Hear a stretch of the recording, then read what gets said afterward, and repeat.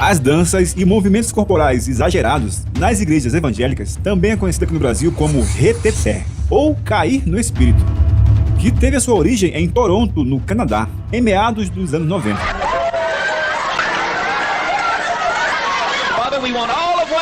Esse movimento era conhecido como a Bênção de Toronto, que na verdade era uma prática esotérica de uma igreja que ficava em um bairro do aeroporto de Toronto.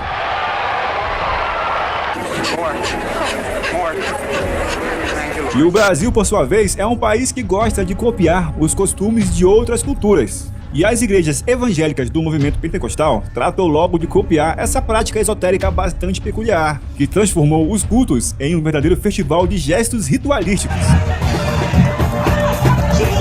São manifestações onde as pessoas não conseguem controlar o próprio corpo, são movimentos involuntários.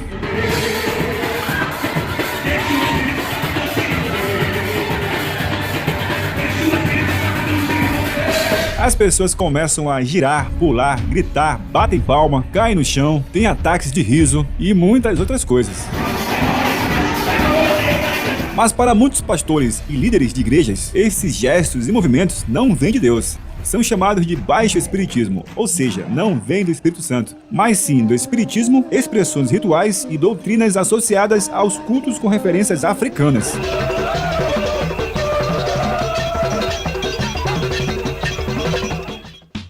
Indo um pouco mais a fundo nas pesquisas sobre esse universo da linguagem corporal, gestos ritualísticos, o sobrenatural e o ocultismo, começamos a compreender que tudo está interligado. Todas as coisas têm as mesmas origens.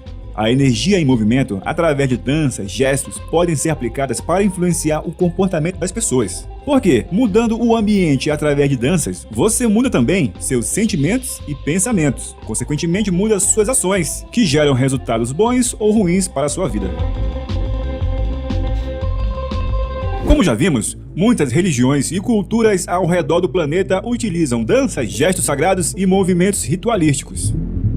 Entre várias, existem as mudras, que são gestos simbólicos feitos com as mãos que representam um selo, uma senha ou chave, usados no yoga, conceito que deriva das religiões como hinduísmo, jainismo e budismo. Existe também uma técnica milenar japonesa chamada Jinshin-jutsu. São gestos na qual cada dedo se refere a diferentes órgãos e emoções. É usado principalmente para curar doenças e expandir a consciência. Aqui no Brasil, tem os gestos ritualísticos dos terreiros de Umbanda, que é tão importante quanto os toques dos tambores. As posturas e gestos são a comunicação não verbal com as entidades. As músicas, os toques de tambores, as danças e os gestos são ferramentas poderosas para o transe, para que as entidades se manifestem.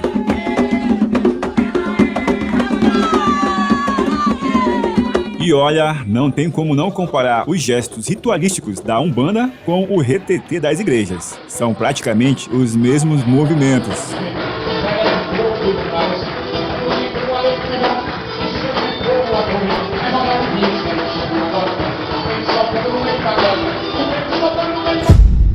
Quem disse que crente não pode dançar? Se bora!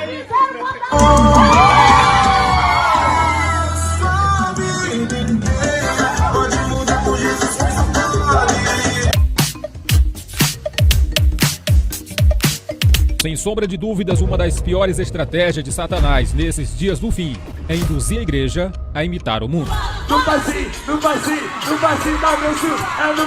Olhando de fora, tudo lembra uma boate. Assim como em uma boate que tem um intervalo entre um show e outro, aqui também acontece da mesma forma. É nessa hora que os participantes podem se conhecer, conversar sobre algo antes de ouvir a pregação do pastor. Tudo sem perder o clima de uma casa de show.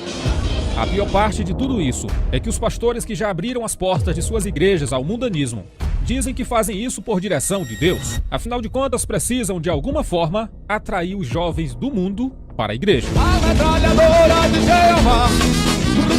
E apesar de ser uma igreja, sempre há um espaço para a paquera. Uai, melhor lugar para encontrar um amado, meu marido, é um lugar na casa de Deus. Uma congregação do Senhor virou congregação de Satanás. E a igreja, ela não precisa de nada para imitar o mundo. A igreja, ela não precisa de modelo nenhum de discoteca. A igreja não precisa de modelo de discoteca para atrair ninguém. A igreja não precisa de modelo de igreja branca, amarela, preta ou branca. A igreja precisa ser santa. Se nós não fizermos isso, nós não vamos segurar os nossos jovens. Se nós não fizermos isso, nós não vamos segurar os nossos irmãos aqui na igreja. Isso aqui é um programa que a igreja tem que se manter. Programa não mantém igreja. Parede preta, parede branca, parede amarela não mantém igreja. Teologia bonita não mantém igreja. O que mantém igreja é a palavra e a fidelidade que você tem para com Cristo. A gente imita o mundo para que os jovens da igreja não vão para o mundo. A gente imita o mundo para que os jovens do mundo venham para a igreja. Me prova na Bíblia Deus imitando o Egito para segurar José na sua presença. Me prova na Bíblia Deus imitando a Babilônia para segurar Daniel na sua presença. O Egito não governou José, foi José que governou o Egito. A Babilônia não governou Daniel, foi Daniel que governou a Babilônia.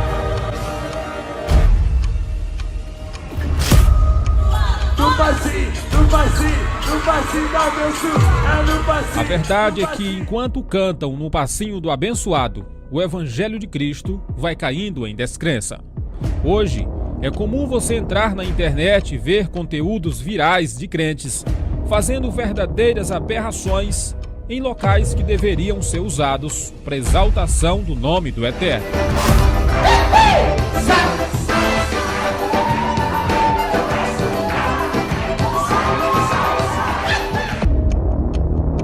Entrai pela porta estreita, porque larga é a porta, e espaçoso o caminho que conduz à perdição, e muitos são os que entram por ela. E porque estreita é a porta, e apertado o caminho que leva à vida, e poucos há que a encontrem. Tu és o motivo, Jesus, que eu tenho pra avançar. Sem dúvidas, a maior urgência da igreja nesses dias difíceis deve ser pregar o evangelho da porta estreita.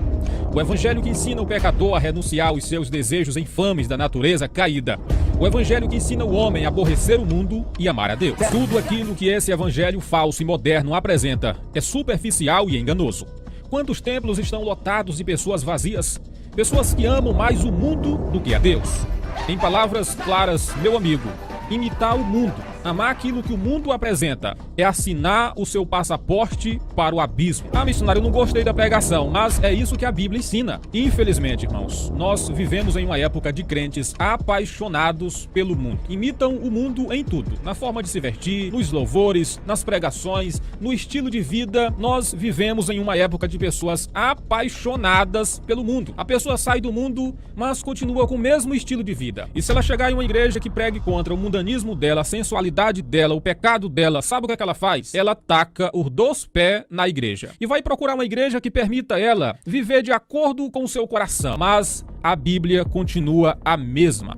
A palavra de Deus continua imutável e ela fala isso aqui, olha: não ameis o mundo, nem o que no mundo há. Se alguém ama o mundo, tá vendo aí? O amor do Pai não está nele. Porque tudo que há no mundo, tá vendo? A concupiscência da carne, a concupiscência dos olhos e a soberba da vida não é do Pai, mas do mundo. E o mundo passa, e passa mesmo.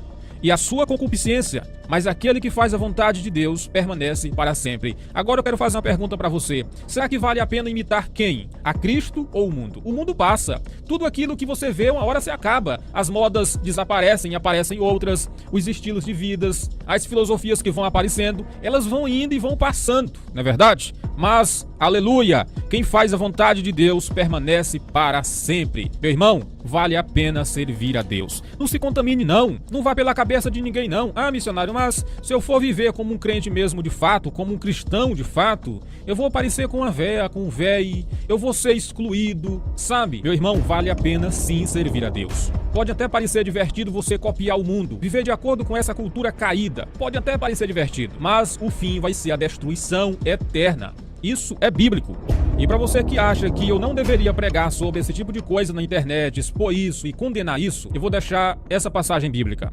E não comuniqueis com as obras infrutíferas das trevas, mas antes condenai-as. Eu vou continuar condenando esse tipo de coisa. Vou continuar condenando o mundanismo, a coisa errada, o pecado, e continuarei pregando que a porta para o paraíso, ela é apertada. E se você quiser chegar lá, esse é o caminho. Mas a salvação é pela graça. É pela graça sim, mas quem foi salvo pela graça precisa aprender a andar no caminho da graça, e o caminho da graça é apertado. Amém? Eis que veio vejo os céus abertos, o esposo está chegando. Rodeado por seus anjos.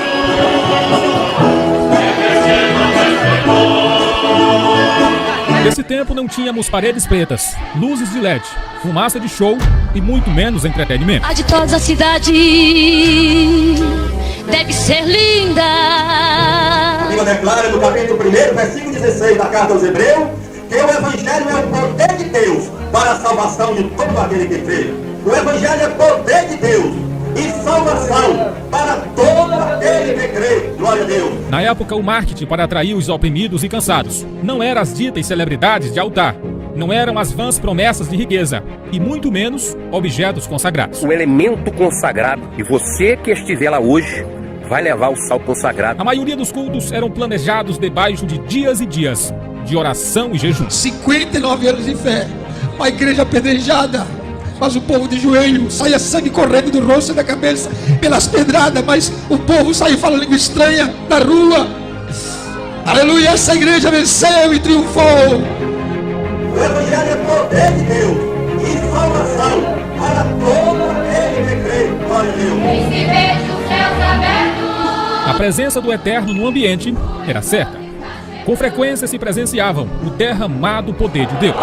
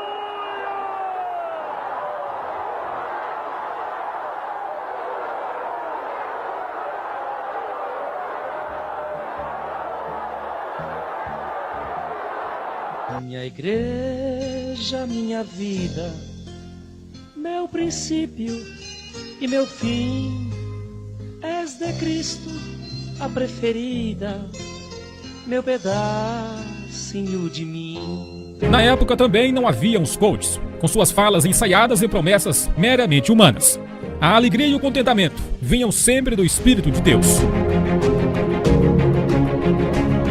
É fato que a verdadeira igreja, ela não morreu com o tempo. Afinal, ela é invisível, é criação do próprio Jesus e ela resiste às épocas. Mas você há de concordar comigo que os tempos mudaram e boa parte do povo dito cristão mudou também.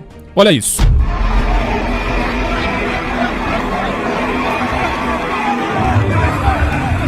As imagens que aparecem para você, por mais incrível que pareça, é de um ambiente de culto. Percebe como o secularismo, nas mais diversas formas, tem invadido o meio cristão? Em vez de balada, uma casa noturna de Belo Horizonte promove cultos evangélicos. Foi a estratégia de um pastor para atrair o público jovem. Entre uma pregação e outra, eles cantam, dançam e até paqueram. Olhando de fora, tudo lembra uma boate. Do lado de dentro, as luzes, as paredes escuras e o palco também fazem lembrar uma casa de espetáculos. Tais pessoas se esquecem que os tempos se modernizam. A Bíblia não. E você que estiver lá hoje vai levar o sal consagrado. Se esquecem que qualquer mensagem fora do Evangelho é maldita. Contudo, ainda que nós mesmos, ou um anjo dos céus, vos anuncie um Evangelho diferente daquele que já vos pregamos, seja considerado maldito. Conforme já vos revelei antes, declaro mais uma vez: qualquer pessoa que vos pregar um Evangelho diferente daquele que já recebestes, seja amaldiçoado. A Jesus, pelo fandó, pelo fandó, pelo fandó, pelo fandó. Rapidinho, pezinho, rapidinho, rapidinho, pezinho. Barreiras para aquele revestido do poder. Se sombra de dúvidas, o maior desafio para o cristão dos dias modernos é se manter na originalidade e permanecer no que aprendeu. 2 Timóteo 3,14 está escrito: Tu, no entanto, permanece no ensino que recebeste. Essa aqui é uma orientação, irmãos, de Paulo para o jovem pastor Timóteo.